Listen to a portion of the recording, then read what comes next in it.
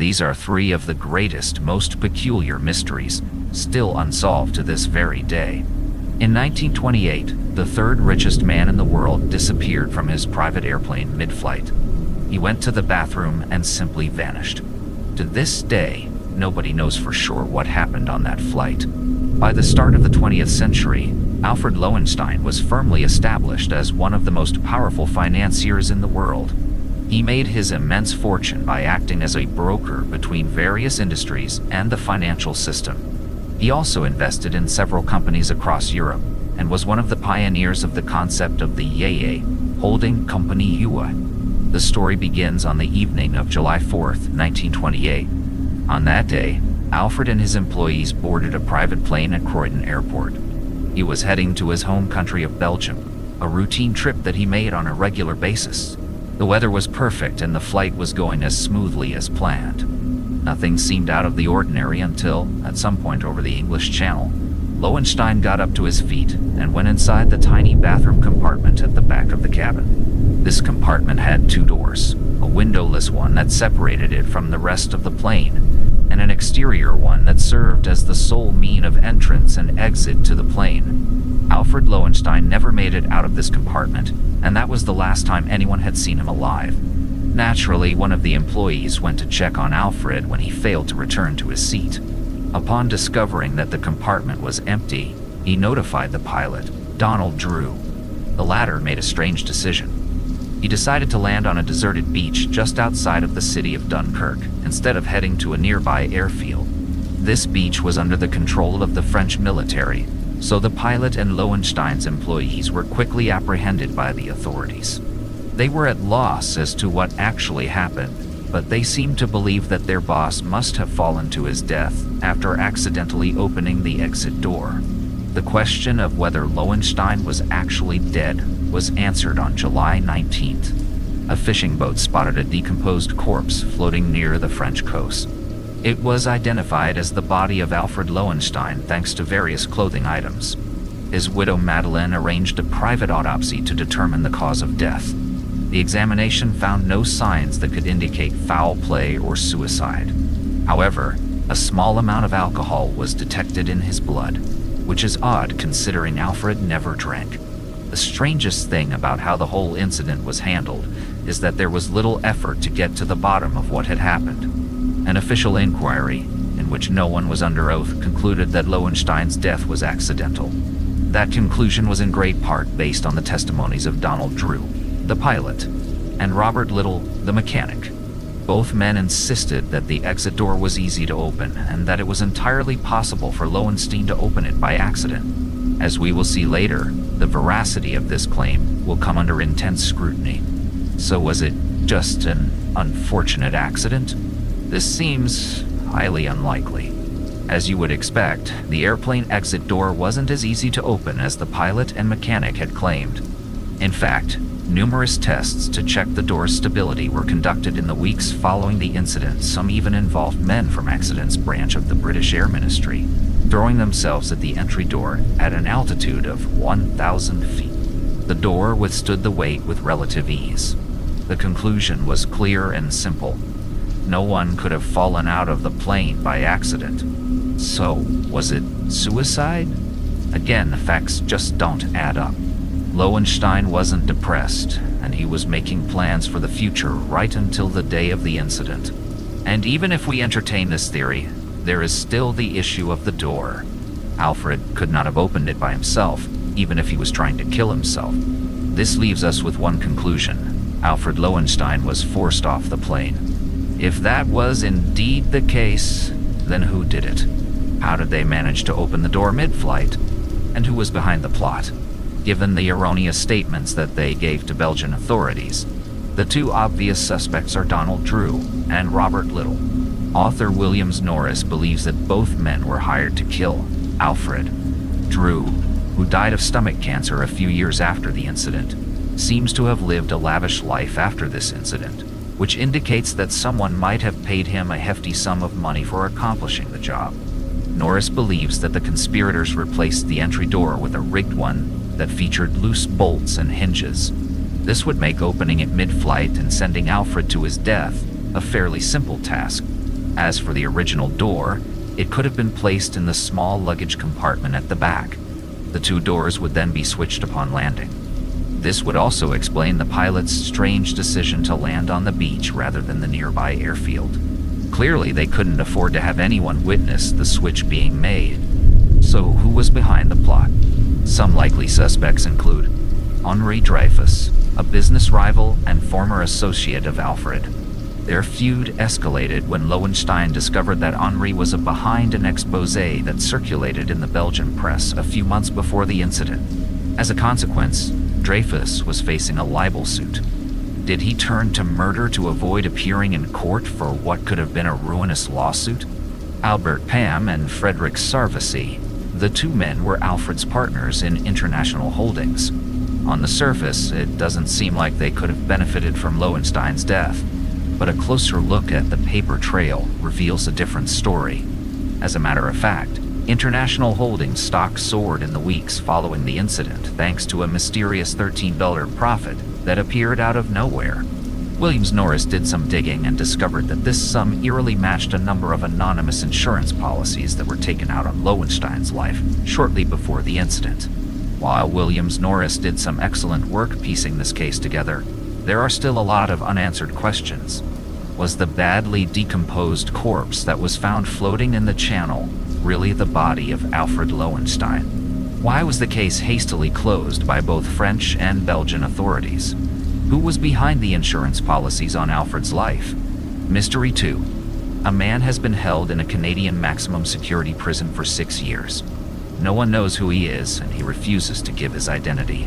This story has been in my national media this week, and has been sticking in the back of my mind. I hadn't heard of the case before this week, so apologies if this has been discussed previously. First post here as well. 1. Chapter. In Toronto, in 2013, a man was arrested for committing over $400,000 in fraud. He claimed to be Herman Emmanuel Fankum, a French national living in Montreal. However, when the Canadian authorities contacted authorities in that country, French law enforcement claimed that his passport was a forgery, and they had no record of him either. Further investigations spanning 11 countries apparently uncovered other instances of this man appearing in several countries over the years before his arrest in Toronto, under several more aliases, but no confirmation of his real identity.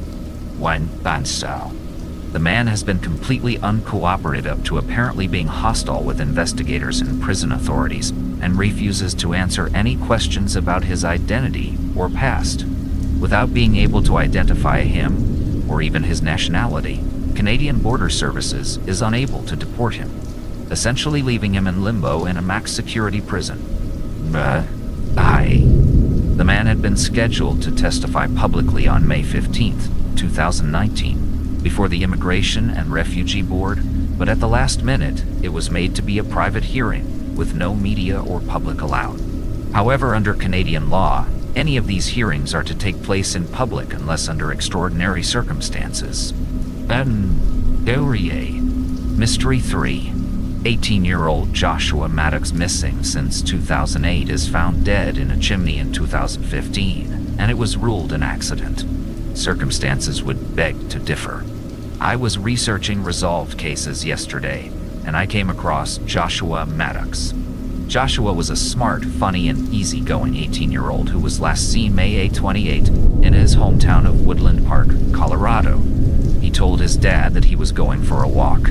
He was reported missing, and in August 2015, his remains were discovered. They were found in the chimney of an abandoned cabin only 2 blocks from his dad's home. The cabin had been abandoned for 10 years, according to the owner, and the owner would check in every now and then and did notice a smell, but figured it was just some dead rats. He did not think of checking the fireplace because there was a large piece of furniture blocking the entrance to it. It was during the demolishing of the cabin in 2015 that Joshua was found. Most of the articles I read theorized that he tried to shimmy down the chimney to get inside the cabin, and it was left at that. The coroner did not know what to rule it, so he went with accidental. There are a few circumstances, though, that really made me question this. The biggest one I will leave for last. The first few odd things are that some of Joshua's clothing was found inside the cabin, and he was found wearing only a ribbed thermal shirt. The rest of his clothes were outside the fireplace inside the cabin. You're telling me that he decided to enter a chimney wearing only a shirt and no underwear or pants? Does this not make the theory that he entered from the top of the chimney to gain access to the cabin questionable? He was obviously already inside the cabin. There was also rebar installed on top of the chimney to stop animals from coming through. That would have made it nearly impossible for him to enter at the top. He was found in fetal position in the chimney. All of these things do make me question the circumstances, but it wasn't until in my reading I stumbled upon a Reddit post from a year ago in Ask Reddit that really gave me a horrible feeling. The post was about people who have known serial killers and how you felt after you found out. I don't know if it is okay to link to posts from other users, so I will copy and paste it here without the poster's name. I went to high school with this skinny dorky hippie named Andy who played guitar in a band. I was never good friends with him or anything, but a year or so after I graduated, one of my good friends, Josh, started hanging out with him and then went missing. Last I heard, Andy was telling another. Didn't really think anything of it until somebody showed me these articles. Turns out that in addition to becoming a lot scarier looking, Andy had indeed headed down to New Mexico, where he found himself shooting the shit with the caretaker of a disabled guy and got invited over to their apartment. Caretaker gets in the shower, and when he comes back out, the disabled guy is stabbed to death and Andy's gone. When Andy got arrested, he also claimed to have killed a woman in Taos and stuffed her body in a barrel. The cops had indeed found a woman stuffed in a barrel in Taos, but already had somebody in custody for it and decided to stick with that guy instead. Years later, I found out that the caretaker had died in a bar fight, and without him, the cops didn't have much in the way of evidence somehow.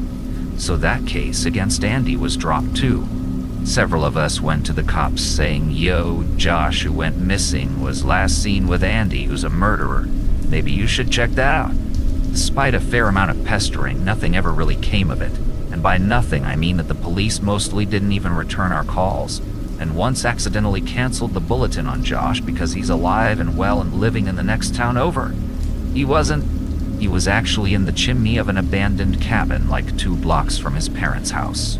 The coroner said the body had been there for about 7 years and ruled the death accidental, concluding that Josh had probably climbed down the chimney in an attempt to break into the house and gotten stuck. Which, given the age of the corpse, doesn't seem overtly ridiculous.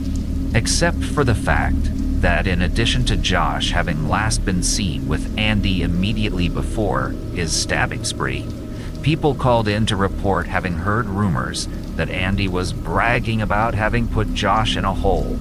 And the fact that the owner of the cabin says it would have been impossible to access the chimney from above because he'd installed a heavy steel grate under the top layer of bricks to keep out raccoons and whatnot. The coroner said he never saw the grate, so maybe it rusted away. The owner pointed out that this was because they only found Josh's body while in the process of demolishing the cabin, and that the grate had been hauled off to the junkyard with the other scrap metal. Or the fact that somebody had ripped a heavy bar off the wall in the kitchen and propped it against the fireplace. Or the fact that Josh's stuff was already inside the cabin, meaning A, he had already broken in and would have to lock himself out to have to go for the chimney, and B, he might have noticed that either the flue or the big bar would have prevented him from getting in through the fireplace, or the fact that when he was found, Josh's knees were above his head, which sounds to me like he would have had to go in head first. Disclaimer, not an expert at fucking all. Or maybe the fact that Josh was barefoot and naked from the waist down. This is just my opinion, but I don't care who you are. You don't try to climb headfirst into a chimney via a hole rusted through a metal grate with your dick hanging out. But the most ridiculous part for me is this quote from the coroner. "I know it's not a natural death and I'm confident it's not suicide," he said. "My other options are an accidental death, homicide, and undetermined cause of death. It is frustrating we can't pin it down. So your options are accidental, homicide, and undetermined, but you just can't seem to pin it down? You're telling me it's almost as though you were unable to determine the cause of death. Well, in that case, everybody knows that accidental is the only way to go. Look, I get that they didn't find enough evidence to arrest Andy or anyone else, but these motherfuckers went ahead and demolished the cabin despite all this. Josh's body was cremated. As far as I can tell, nobody even bothered to call Andy to ask if he knew anything. By the way, from what I hear, Andy's still out and about doing his thing when he's not in the mental hospital. Now, I can't find much about Andrew on the internet. About the only thing I could find besides those articles is this arrest report from 2015. It has recently been brought to my attention that there are multiple arrest reports for Andrew with mugshots that include charges such as assault on a police officer, disorderly intoxication, grand theft and battery as recent as this past month, and going back last year to 2012. I can almost, and I say almost, understand why tips were not taken seriously years ago when the connection between he and Joshua were made by people who knew them, but now it needs to be looked into more.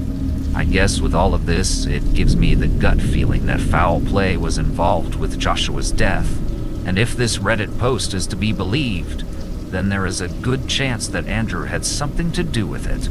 I know there is very little chance of that being confirmed now, but it gives me a horrendous feeling knowing that his death is being taken as an accident caused by himself, and he will never have true justice. He died alone in that chimney, and I don't know how long he was conscious for, but he didn't deserve that.